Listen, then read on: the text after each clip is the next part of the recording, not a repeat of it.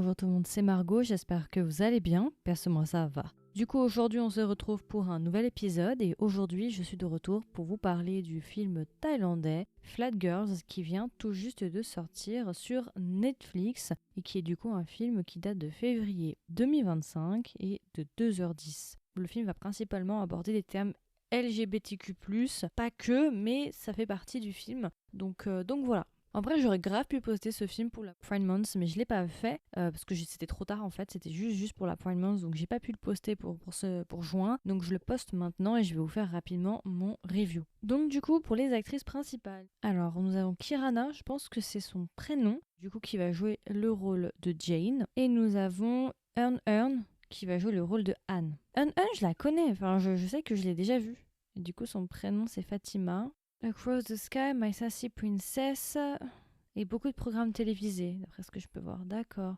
Et pour Kirana, ou bien Ferry, My Only 12%, Tomorrow and I, No Romeo aussi. Ah, elles vont jouer toutes les deux dans No Romeo. Flat Girls, Nonetheless, 14 Again et quelques shows. Ok, donc ça va être nos duos d'actrices et ensuite en acteur, on a un autre acteur qui est quand même un petit peu important qui s'appelle Boy, visiblement. Son prénom c'est Pacorn et en gros, lui, il va jouer le rôle de Tong et il a joué dans beaucoup de dramas parce que quand je l'ai vu, il me semblait vraiment très familier. Et d'après ce que je vois, il a fait dans My Hero Series et après je pense qu'il a fait pas mal de Lacorn, Tomorrow and I, Mandate 2025 et après il a fait pas mal de Lacorn. Oui, il en a fait beaucoup. D'accord.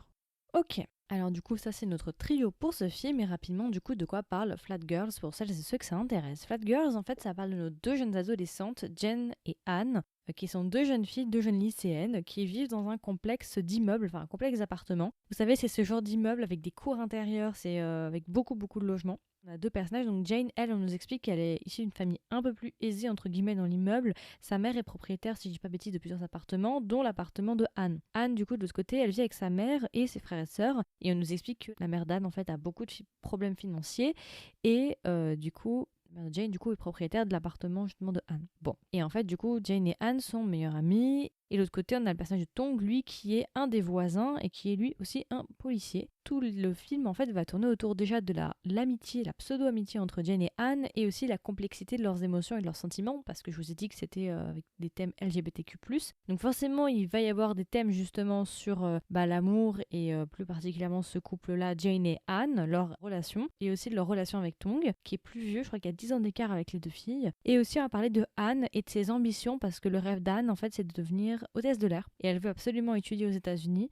C'est un de ses rêves, mais en fait, son rêve ultime, c'est vraiment de partir, de s'enfuir de ce complexe d'immeubles, de ce quartier qu'elle déteste en fait. Elle ne se voit pas vivre là. Cet environnement-là est une cage pour elle et elle ne rêve que d'une chose, s'enfuir de cet endroit. Donc voilà, c'est un mix plein de choses. Alors rapidement, du coup, qu'est-ce que j'ai pensé de ce film? Alors déjà sur la forme, c'est vraiment très beau. Esthétiquement parlant, on est vraiment sur quelque chose de professionnel, la colorimétrie, l'endroit où ça a été filmé, les plans, la photographie, tout. En fait, c'est aussi qualitatif que How to Make Millions Before Grandma Dies.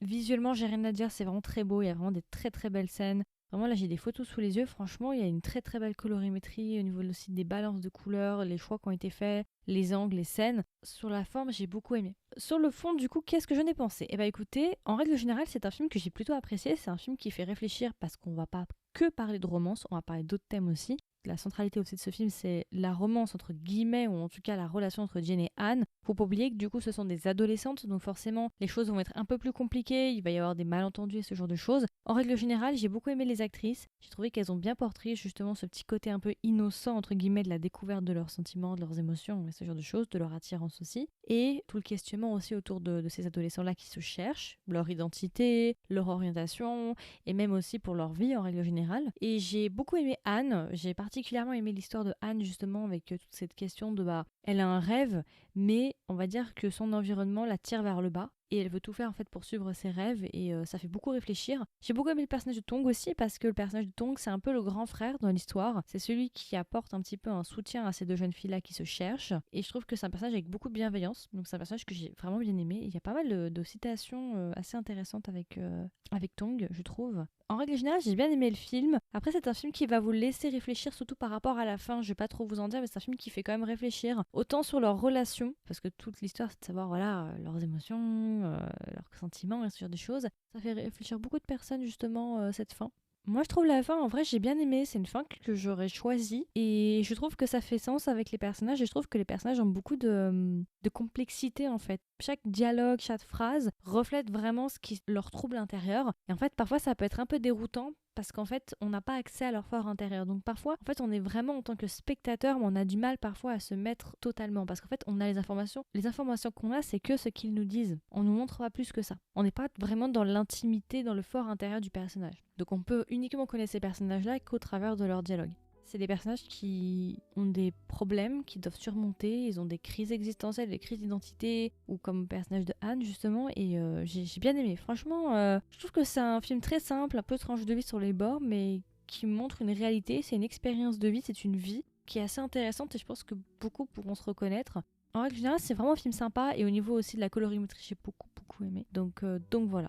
Et franchement, Earn, elle est magnifique. Elle est tellement belle. Oh my god. Bon bref. Anyway. Donc voilà, et du coup, si je devais recommander le film à un ami ou une amie, qu'est-ce que je lui dirais et est-ce que même je lui recommanderais le film? Moi, je le recommande pour plusieurs raisons. Si vous cherchez un bon film thaï de qualité, que vous savez pas quoi regarder, je vous le recommande. Si vous voulez un JL, entre guillemets, une romance, un film avec des thèmes LGBTQ+, pourquoi pas? C'est un film que je recommanderais à beaucoup parce que franchement, j'ai bien aimé. Ça englobe plein de thèmes différents, pas que le thème justement de la romance queer. Et ouais, en général, j'ai vraiment aimé. Franchement, c'était vraiment sympa. Et du coup, si je devais lui donner une note, combien est-ce que je lui mettrais? Je pense que je lui mettrais 15 sur 20. C'est un film qui est sympa, qui passe la barre. Après, vous voyez, il y a des moments, il y a des personnages que j'ai envie de claquer. On va pas se mentir.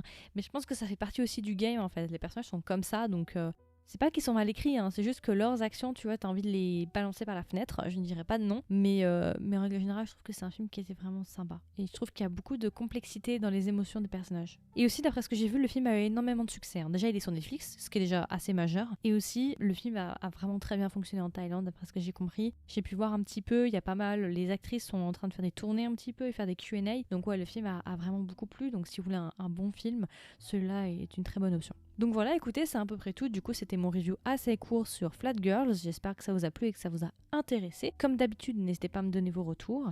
Est-ce que vous avez vu le film ? Si vous l'avez vu, est-ce que vous l'avez aimé ou vous ne l'avez pas aimé? Il y aura une section commentaires si vous m'écoutez sur Spotify ou YouTube. Si jamais vous voulez être au courant des dernières sorties du podcast, n'hésitez pas à vous abonner. Et si jamais vous voulez m'aider et me soutenir, n'hésitez pas à me laisser une note, soit sur Spotify ou bien me laisser un review sur Apple Podcast. Et puis voilà, écoutez, je vous souhaite une agréable journée ou une agréable soirée et je vous dis à la prochaine pour un nouvel épisode. Bye bye!